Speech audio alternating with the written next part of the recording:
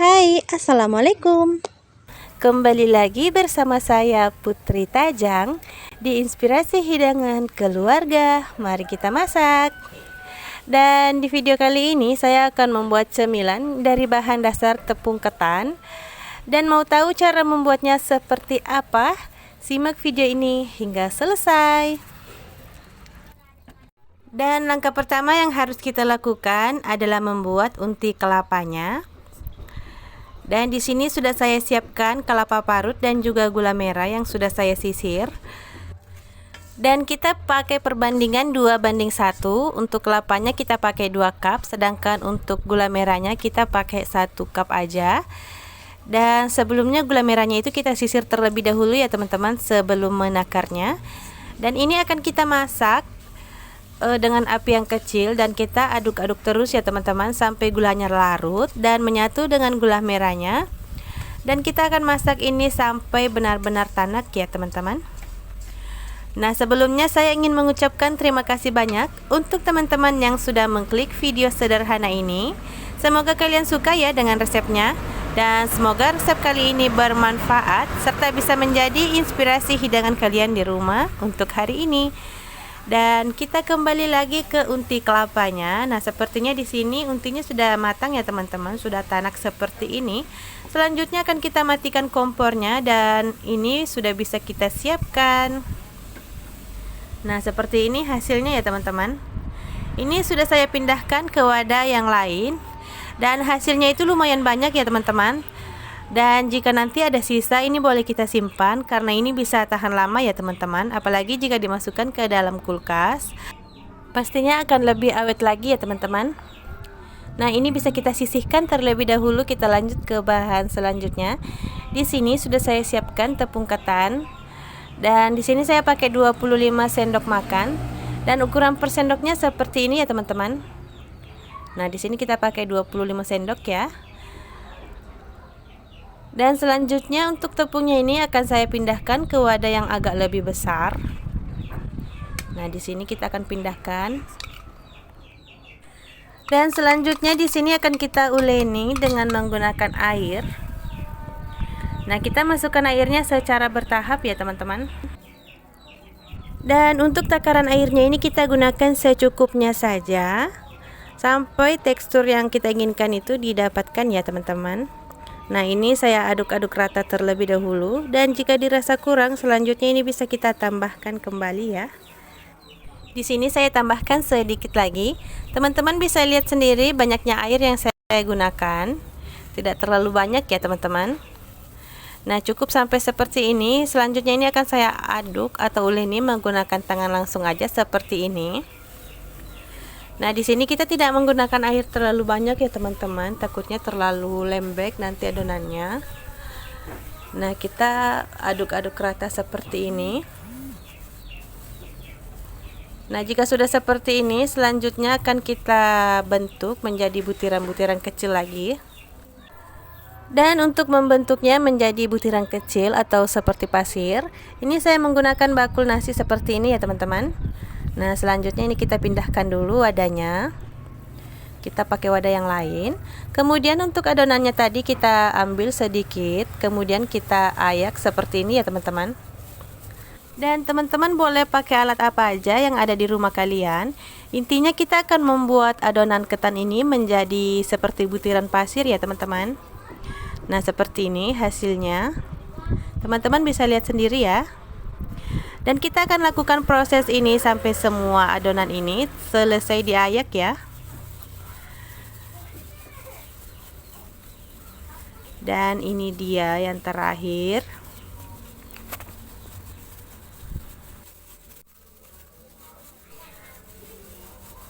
Dan ini dia sudah selesai ya teman-teman.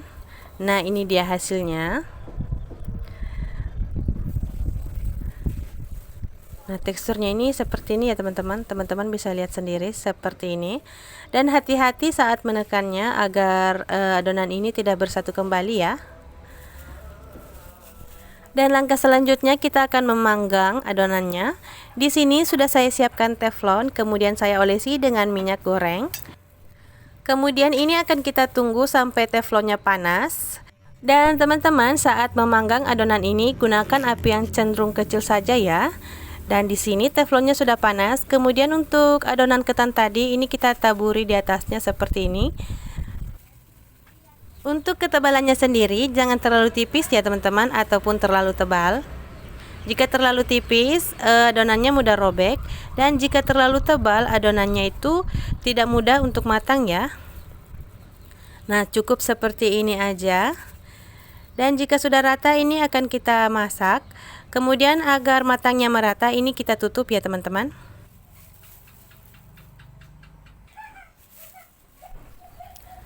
Dan tidak butuh waktu lama untuk adonannya ini sudah matang ya. Nah, seperti ini.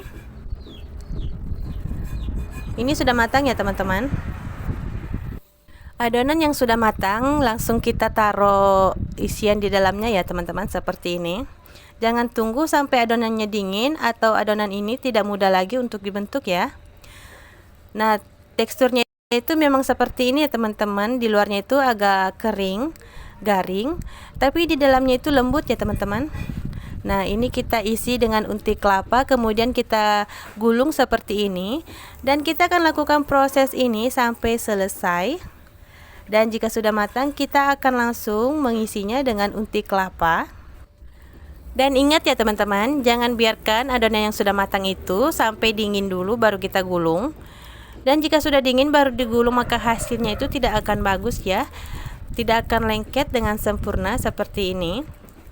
Nah, jadi jika adonan sudah matang, langsung saja kita isi dengan unti kelapa, kemudian kita gulung. Dan kita lanjut lagi untuk memasak yang sisanya ya, seperti itu. Nah, ini hasilnya sangat cantik ya. Dan kita lanjut lagi memasak yang sisanya. Kita lakukan sampai adonannya itu habis dipanggang ya teman-teman. Nah, sambil menggulung ini saya ingin mengucapkan terima kasih banyak untuk teman-teman yang selalu setia mendukung video-video kami dengan cara menontonnya dengan durasi full dan memberikan komentar kalian yang positif. Terima kasih banyak. Dan untuk teman-teman yang baru menemukan channel ini, saya ucapkan selamat datang dan selamat bergabung. Semoga kalian suka ya dengan resep-resep dari kami. Dan jangan lupa juga dukungannya dengan cara like, komen, dan subscribe, serta bagikan video ini agar lebih bermanfaat. Dan kita lanjut lagi menggulung adonannya. Dan ini yang terakhir ya teman-teman. Nah, hasilnya seperti ini. Selanjutnya ini akan kita sisihkan terlebih dahulu. Dan untuk unti kelapanya ini masih tersisa dengan banyak ya teman-teman. Ini akan saya simpan di dalam kulkas, ataupun ini bisa bertahan ya teman-teman di luar kulkas. Nah, kita akan simpan adonan ini untuk bisa kita gunakan kembali. Dan untuk hasil yang sudah matang ini selanjutnya bisa kita sajikan. Dan dari satu resep tadi menghasilkan 10 gulung kue seperti ini. Nah, tampilannya sangat cantik ya teman-teman. Dan untuk rasanya sendiri pastinya ini sangat enak ya teman-teman. Perpaduan antara unti kelapa dan juga legitnya tepung ketan menambah cita rasanya semakin enak dan nikmat. Dijadikan sebagai cemilan ataupun sekedar teman ngopi ataupun ngeteh, ini sangat cocok ya teman-teman. Teman-teman harus cobain resepnya di rumah ya. Semoga kalian suka. Hai, Assalamualaikum. Kembali lagi bersama saya, Putri Tajang. Di Inspirasi Hidangan Keluarga, mari kita masak. Dan di video kali ini saya akan berbagi resep cara membuat dadar gulung dengan bahan yang sangat sederhana, pastinya sangat ekonomis. Dan untuk bahan pertama di sini saya menggunakan 25 sendok makan tepung terigu yang ukuran per sendoknya seperti ini. Kemudian di sini saya pakai juga sedikit garam, sedikit vanili dan juga soda kue. Dan agar warnanya lebih cantik, di sini saya hanya pakai pasta pandan dan juga pewarna kuning. Dan berhubung di rumah saya tidak memiliki daun pandan, ya sudah kita pakai pasta pandan aja ya teman-teman. Dan selanjutnya di sini akan kita pindahkan tepung terigu ini ke wadah yang agak lebih besar. Kemudian untuk bahannya tadi boleh kita masukkan, ini ada garam, vanili bubuk dan juga soda kue. Ini kita masukkan semua. Jadi di sini saya tidak memakai telur ya teman-teman. Ini sangat ekonomis sekali. Tapi hasilnya itu nanti tetap bagus ya teman-teman. Tetap berpori dan tetap lembut. Dan langkah selanjutnya di sini akan kita masukkan air secara bertahap. Dan untuk banyaknya air yang saya pakai di sini, saya menggunakan 700 ml air mineral dengan suhu ruang ya teman-teman.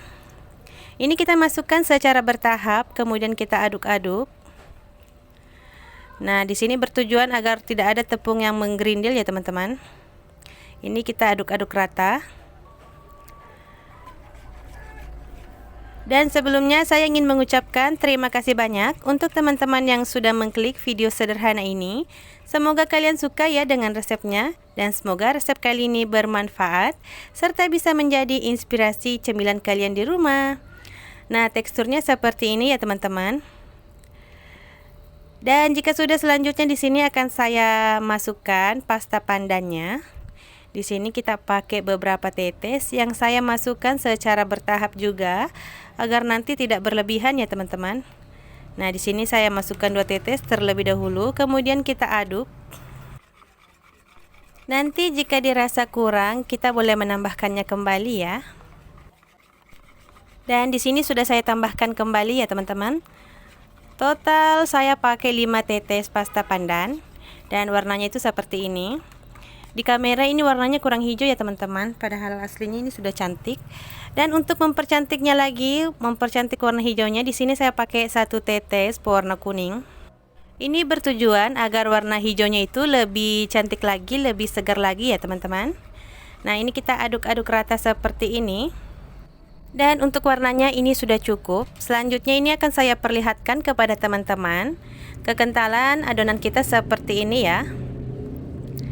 Tidak terlalu kental ataupun tidak terlalu cair. Dan untuk memastikan tidak ada tepung yang menggerindil, ini akan saya saring. Nah, di sini saya pakai alat seperti ini. Dan ini akan saya sisihkan dulu. Kita akan menggantinya dengan wadah yang lain ya teman-teman. Nah, untuk adonannya itu bisa kita saring ya. Nah, ini bertujuan agar adonannya itu lebih halus lagi dan tidak ada tepung yang menggerindil ya. Dan ini dia hasilnya. Selanjutnya kita bisa siapkan teflon. Kita akan memasak adonan ini.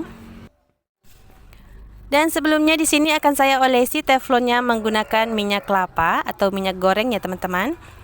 Di sini saya lebih suka menggunakan minyak kelapa daripada margarin ya teman-teman. Dan selanjutnya ini bisa kita tunggu sampai teflonnya itu benar-benar panas. Nah, teman-teman bisa lihat sendiri ini sudah panas ya, ada uapnya. Dan ini sudah saya taruh 1 sendok sayur adonannya. Kemudian kita putar-putar seperti ini ya teman-teman. Dan ini akan kita tunggu sampai pinggirannya itu rada kering. Seperti ini. Nah, ini tandanya dia sudah matang ya teman-teman. Ini sudah bisa kita angkat. Dan teksturnya itu tetap berpori ya. Jadi kunci agar kulit dadar kita itu berpori ada pada saat kita memanggangnya ya teman-teman. Pastikan teflonnya panas sebelum memasukkan adonannya. Nah, ini seperti yang saya lakukan. Nah, ini akan kita masak sampai matang. Dan jika sudah matang, selanjutnya ini bisa kita angkat, kemudian kita taruh di sini aja ya. Nah, kita tumpuk aja seperti ini ya teman-teman, tidak akan menempel. Nah, teman-teman bisa lihat sendiri lagi, ini hasilnya sangat bagus ya. Dan kita akan ulangi proses memasaknya ini sampai adonan habis.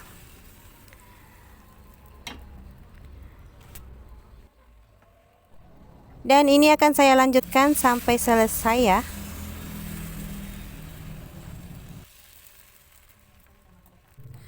Dan jika sudah selesai, ini dia hasilnya. Dari teksturnya ini sangat lentur. Dan pastinya ini sangat berpori ya teman-teman. Nah, selanjutnya ini akan kita isi menggunakan unti kelapa ya. Nah, di sini saya ada unti kelapa. Buat teman-teman yang tidak tahu cara pembuatan unti kelapa ini seperti apa, boleh cek di video saya sebelumnya ya. Di situ ada cara pembuatan unti kelapa yang bisa awet sampai 3 hari di luar kulkas, bahkan sampai seminggu ya teman-teman jika cara masaknya itu lebih tanak lagi.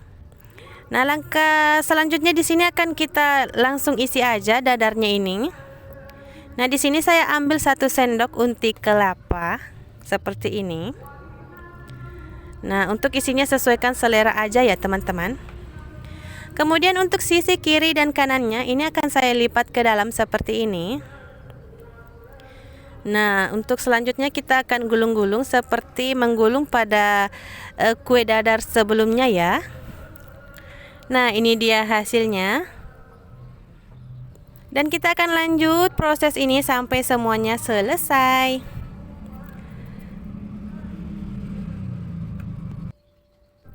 Dan ini videonya saya percepat ya teman-teman. Nah, ini hasilnya sangat cantik. Dan ini dia yang terakhir. Selanjutnya untuk yang sudah selesai bisa kita sisihkan. Nah, ini masih ada sisa dari unti kelapanya. Kita akan simpan di dalam kulkas ya teman-teman. Dan jika sudah, selanjutnya ini bisa kita sajikan. Nah, teman-teman bisa lihat sendiri penampilannya seperti ini, sangat cantik ya, berpori dengan sempurna. Dan untuk teksturnya sendiri ini lembut ya, ditambah dengan isian unti kelapa yang enak, manis dan gurih. Tentunya menambah kue dadar ini makin enak. Pas buat cemilan ataupun teman ngeteh atau ngopi. Dan pastinya ini bisa juga dijadikan sebagai ide jualan ya teman-teman, sangat ekonomis. Sebelumnya saya ucapkan terima kasih banyak untuk teman-teman yang sudah menonton video kami sampai selesai. Dan untuk teman-teman yang baru bergabung, saya ucapkan selamat datang. Semoga kalian suka resep-resep dari kami. Dan jangan lupa ya dukungannya dengan cara like, komen, dan subscribe, serta bagikan video ini agar lebih bermanfaat. Dan sekian dulu untuk video kali ini. Sampai jumpa di video selanjutnya. Wassalamualaikum warahmatullahi wabarakatuh. Dah.